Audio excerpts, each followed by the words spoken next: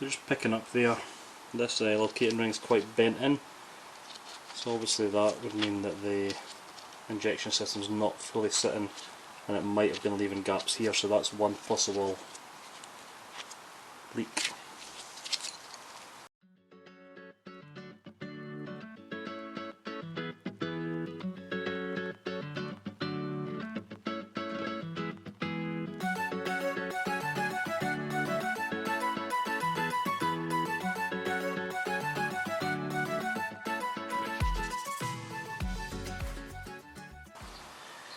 All bolts removed, I can now push the exhaust manifold back. I'm not taking that off, I'm just moving it back out of the way.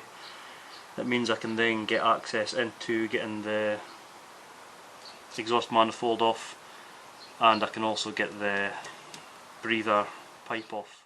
I could struggle through this and work around it, but I want it done where I can get easy access, so I'm going to get the heater cable out of the way.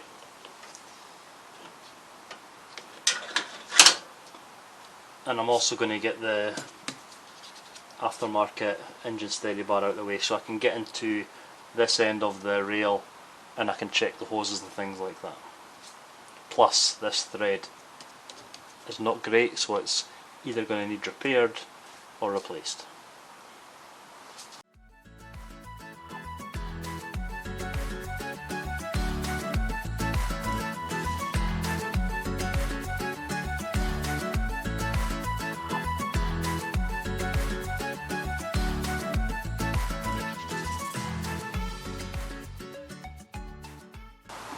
That gives me a lot more room.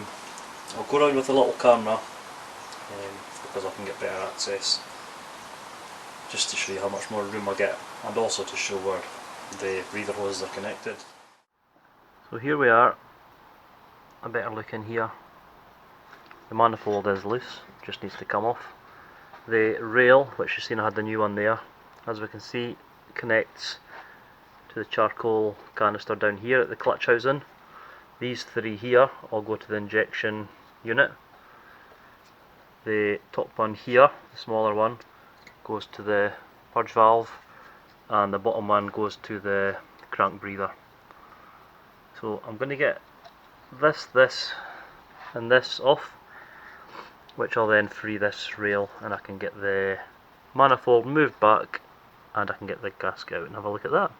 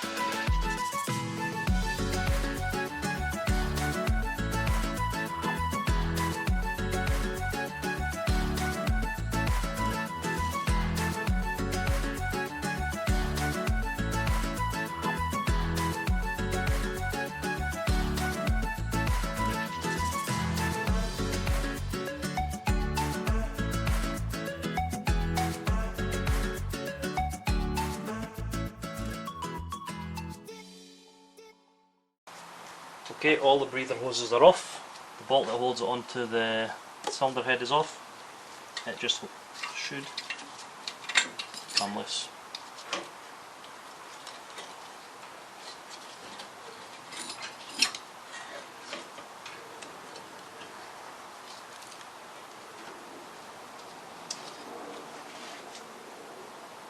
Okay, possibly not. There is a screw, which I'll show you here, that's holding it onto the block.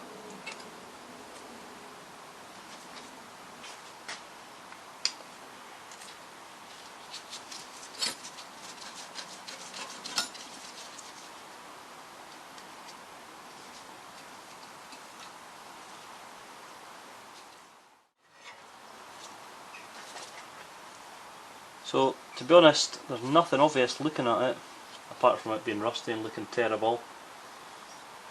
The replacement one was just under £15, and I thought for peace of mind I'll go for it. I'll keep this as a spare, and it just is going to look better in the engine bay. But, looking to the eye, there's nothing wrong here. Not to say there's not a small hole somewhere, but peace of mind.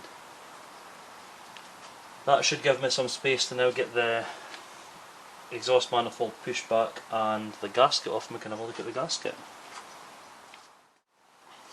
And I've obviously got a lot more space across here now, so, and when I say a lot more space, I mean space for a mini.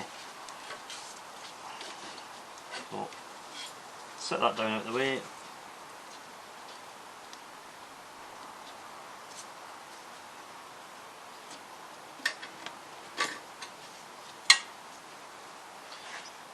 And the gasket.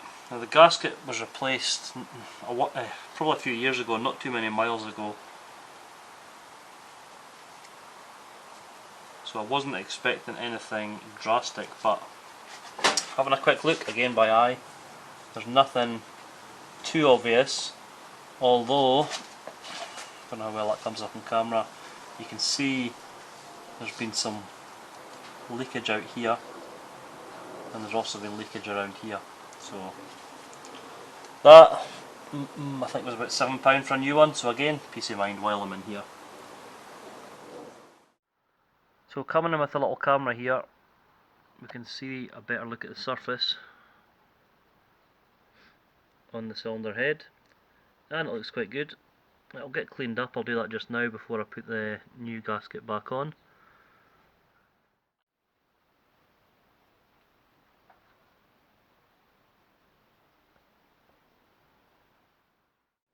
I was planning on using these clips, but I can have a look at the side here.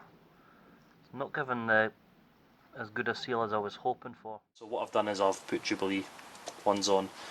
Now there's some areas that the Jubilee ones won't fit just because of the accessibility, but where it can fit, I've just put them on. So basically I've got, move this out of the way, the purge valve has got a new hose here to the canister under the wing.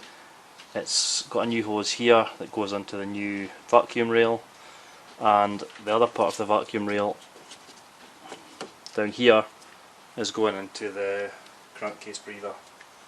It's so much easier when all of the water system's out.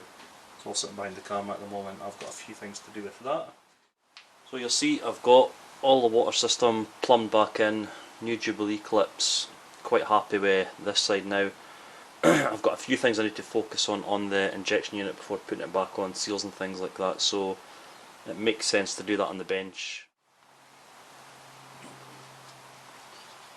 So I'm building up even more. I've attached the new hoses to breather rail from there, so this one follows back to the left hand side here of the injection. This one here goes to the right hand side of the injection unit.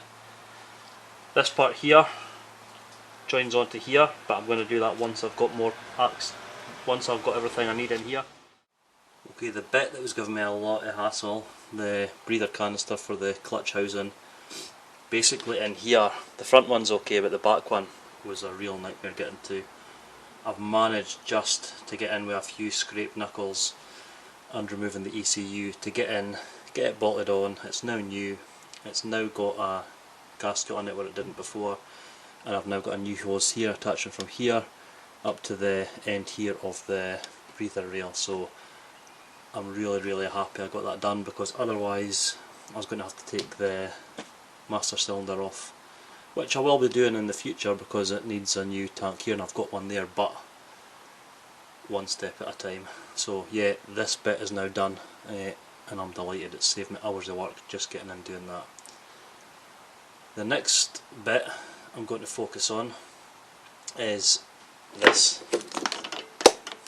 part here in the servo, because when I heard the hissing it sounded like it was coming from the servo end, so I'm hoping it is this, because that's the easier fix than getting the servo itself stripped.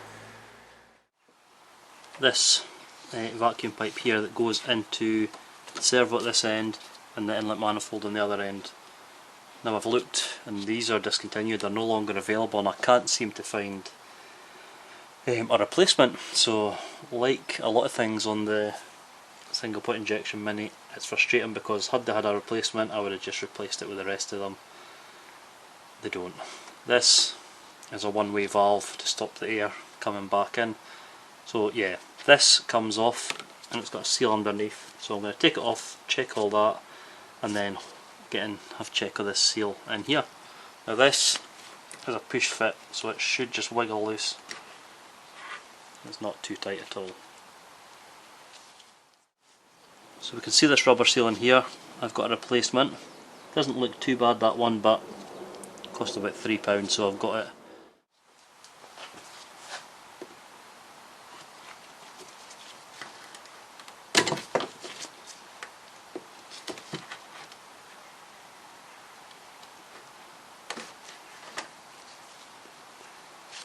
Now, as I said, it doesn't actually look too old. To me that doesn't look like the original seal. Now we're just got the joy of fighting to put this back in. Just going to give around here a little clean up so there's nothing else underneath it that's going to fall inside. Okay, the seal has been in hot water, so it's a bit more squashy. It's good access at least with the ECU away. It's just a case of trying to get one end in.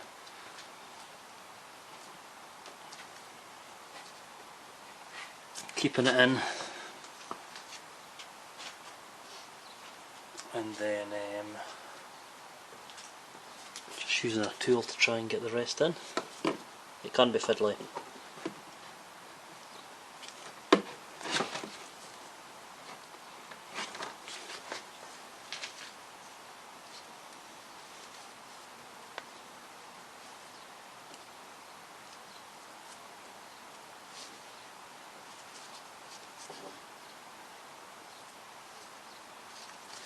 But it does, it makes it a lot easier by heating that in boiling water, and that was literally for just a couple of minutes. Just make sure it's all in, which it is. So I've had a visual check of this, there's nothing cracks or breaks or tears, but what you can do is I've taken the bolt off the end, there's a gap here. Block it with your finger and blow on this end. If you can blow, there's a leak. If you can't, it's fine.